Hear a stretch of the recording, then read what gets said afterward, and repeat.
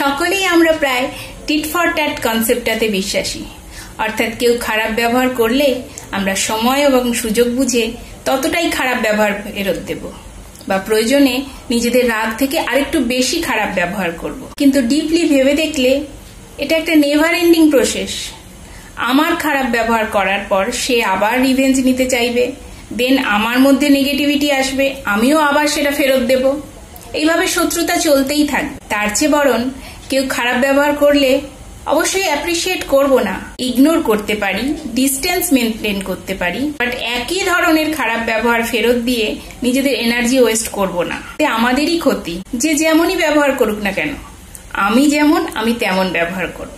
কোনো মানুষ আমার সম্পর্কে খারাপ ধারণা পোষণ করে যদি আমার সম্পর্কে নিন্দা করে বেড়ায়, তা সত্ত্বেও তার সাথে দেখা হলে যদি একটা স্মাইল শেয়ার করতে পারি কিংবা ভালো আছেন কিনা জিজ্ঞেস করতে পারি, তাহলে ইনস্ট্যান্টলি কোনো রিয়াকশন না পেলেও ডেফিনেটলি বাড়ি গিয়ে ভাববেন যে যতটা বাজে ভেবেছিলেন ততটা আমি বাজে নই, এবং নেক্সট টাইম আমার সম্পর্কে নিন্দা করার আগে নিশ্চয়ই ভাববেন। তাই যে যতই নেগেটিভিটি স্প্রেড করে আমাদের শত্রু হওয়ার চেষ্টা করুক না কেন, আমরা হতে দেব না।